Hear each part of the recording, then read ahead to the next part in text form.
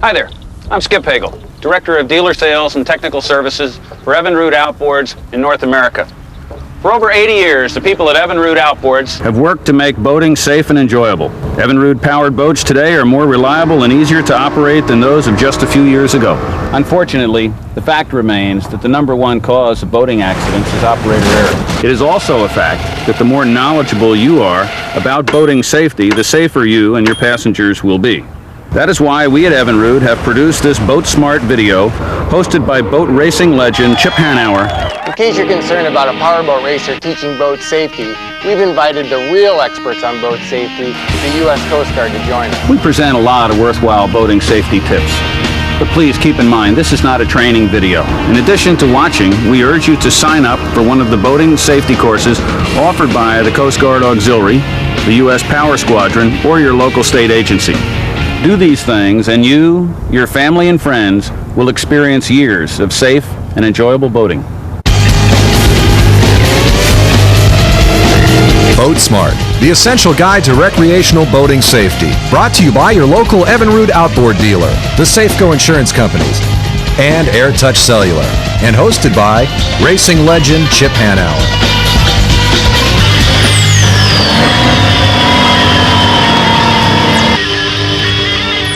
I know what you're probably thinking. A safe boating video. They're probably going to suck all the fun out of the sport and then deem it safe.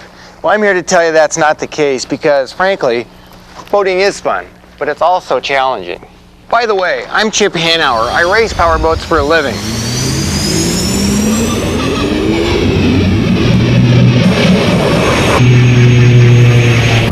I've learned that in my profession, safety doesn't just happen. It's something that's learned and practiced each and every day. In fact, it's racing that's taught me probably one of the most important lessons in boating safety. Always be prepared for the worst. It's up and over. The Budweiser has flipped in the water. When I race, I wear a life jacket, a helmet, a fire suit. There's an escape hatch in the bottom of the boat, all just in case something should go wrong. When you're preparing for an outing in a pleasure boat, the same rule applies. Be prepared for emergencies.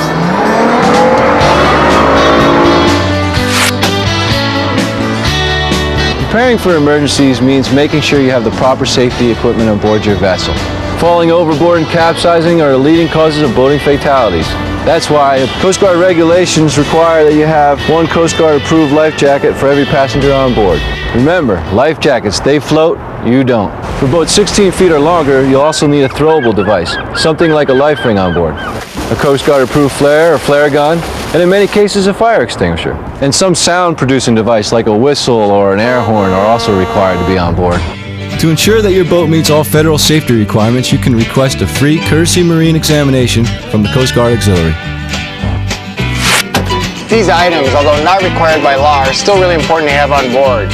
For example, a first aid kit, a VHF marine band radio to communicate with the Coast Guard and other vessels. A cellular phone is a good thing to have on board. Be sure you have a cigarette lighter adapter and a spare battery to go with it. A spare propeller and the tools to install it. Your Evinrude dealer can best advise you as to which tools you should always keep on board. A flashlight with extra batteries, binoculars, a chart of the waters you're going to be navigating, a bailing bucket, a boat hook, and a paddle, just in case you run out of fuel. Before each time you go out on a boat trip, you should always let a friend or family member know what your plans are. A float plan is basically an itinerary of what your schedule is for your boating trip. Even if you're just going for a 2-hour fish trip or a 1-week-long cruise, it's always a good idea to let friends and family members know what your plans are and give them a float plan. Don't file it with the Coast Guard. If every boater filed a float plan with the Coast Guard, it would just be mass confusion. You could even just write it down on a piece of paper. It doesn't have to be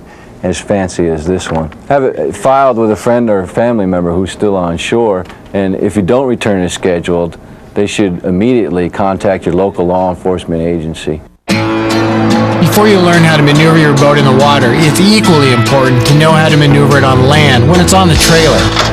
One of the first things you want to do is make sure that the trailer lights are hooked up.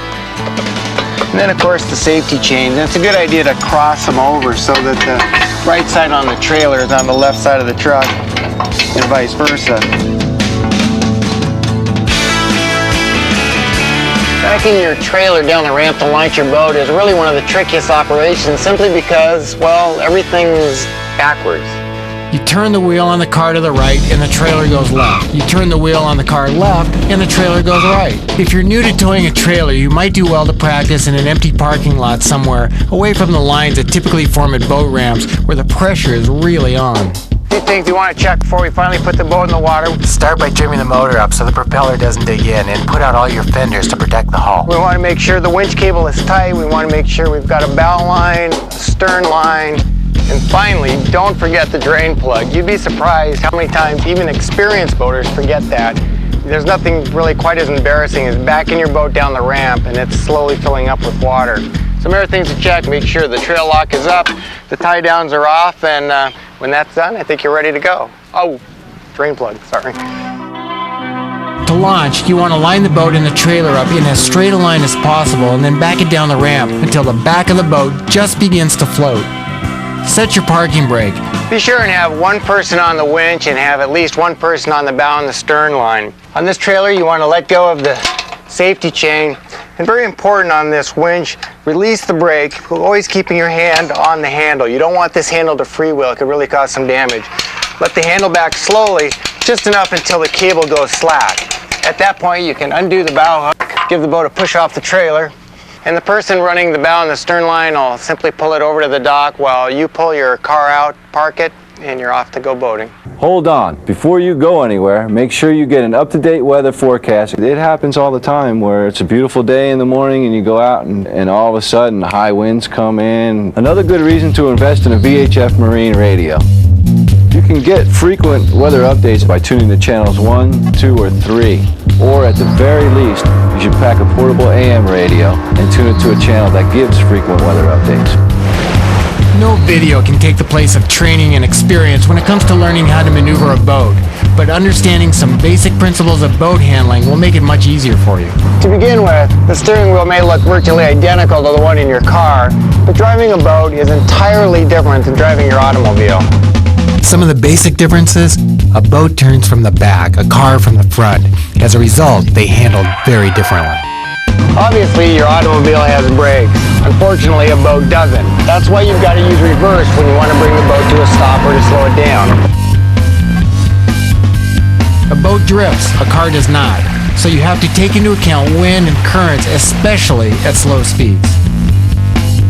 A boat moving at slow speed turns very slowly. In fact, an outboard in neutral barely turns at all.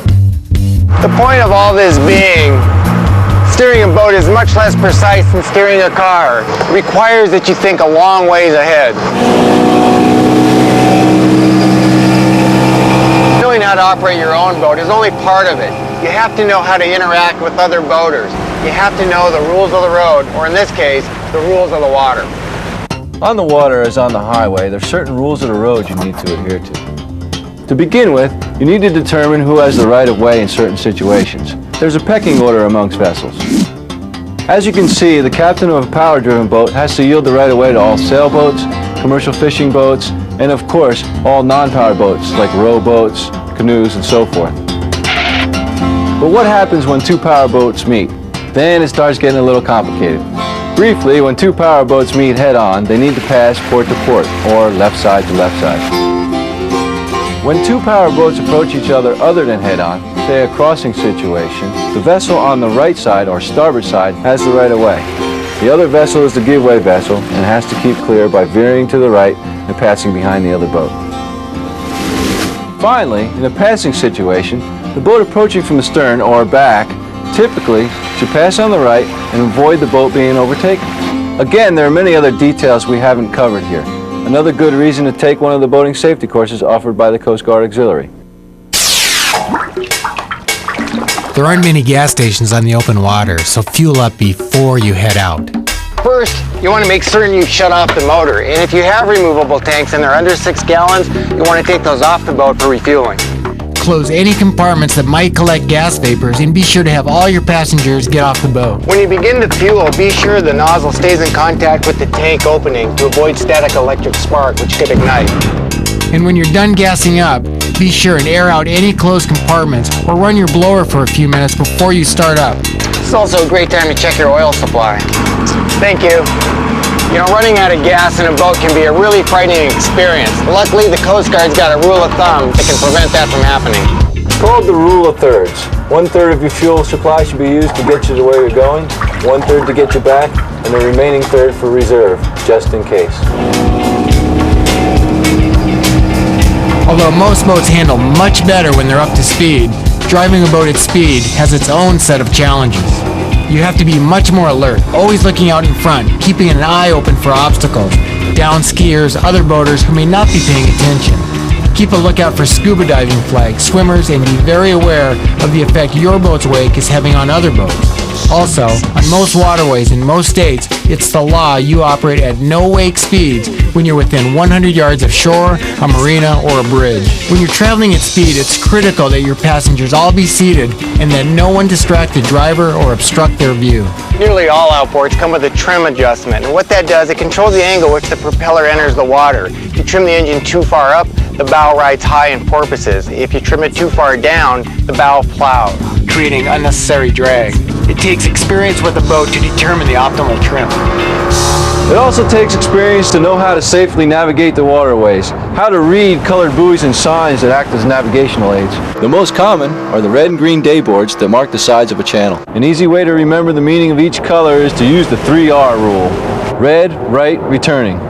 That is, the red buoy should be on your right as you're returning from open sea, the green on your left. But never rely solely on buoys or markers to determine a safe position. Water skiing is an exciting sport, but it requires its own set of safety considerations. You need to wear a life jacket that can withstand the impact of hitting the water at high speeds. So when you buy a life jacket for water skiing, always look for the high impact certification. All right, you guys about ready to go? Yeah. All right. Make certain that in addition to the skier and the driver, there's an observer on board, someone to watch the skier in case there's trouble. If you're the driver, always look ahead and maintain a ski corridor of at least 100 feet on either side of the boat. When a skier falls, the observer raises the skier down flag. The driver returns to them as quickly as possible. It's important to remember to keep skiers and swimmers away from the back of the boat while the motor is running. Overloading a boat is another cause of boating accidents. Each boat has a capacity plate on it that identifies the maximum number of persons, the maximum weight capacity, and the maximum horsepower it can safely handle. Don't exceed these limits. Part of boating safety is being able to rely on the boat itself. You want to know that the engine's going to start when you need it, and the boat's going to perform the way you expect. Evinrude motors are strong, durable machines that are designed to provide years of trouble-free operation. Nonetheless, like all machines, they require routine maintenance, which your Evinrude dealer can advise you on. Because there's nothing worse than being a mile offshore with a dead engine and a small fish.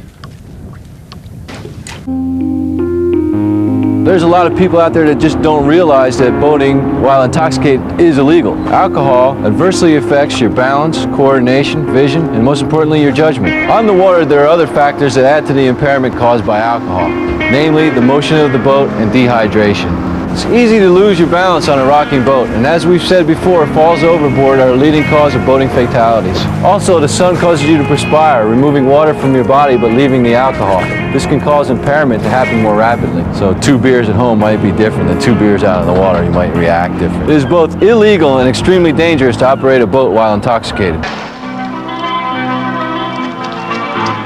Boats don't have headlights, but what lights they do have aren't there to help you see, but rather they're there to help you be seen. Although boat lighting varies depending on the size and the type of vessel, in the case of recreational powerboats less than 39 feet in length, there are 2 lights at the bow, red on the port or left side, green on the starboard or right side, and then 1 all-round white light near the stern. This may seem obvious, but if you do have to be out in your boat after dark, drop your speed and use extreme caution. Hi, I'm Pete Myers, a boat insurance underwriter with Safeco Insurance Company. Please remember that being properly insured for property damage or personal injury you may cause others while operating your boat is also an important part of being a safe, responsible boater. Your independent Safeco insurance agent can help you make sure your boat insurance won't spring a leak just when you need it most. This is Safeco's comprehensive safe boating guide.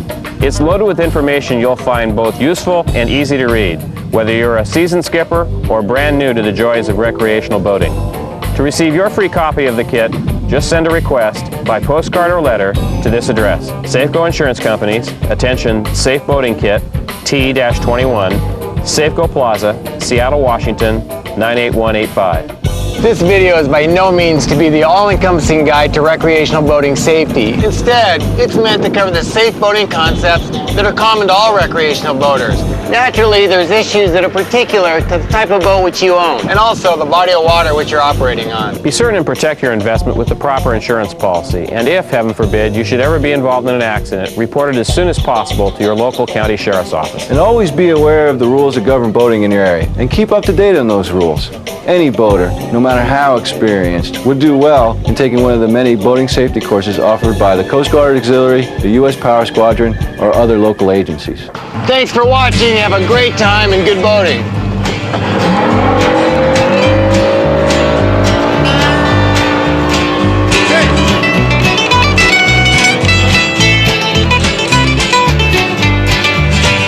BoatSmart with Chip Hanauer was made possible by a grant from the Outboard Marine Corporation, makers of Evinrude outboard motors, Safeco Insurance, and AirTouch Cellular.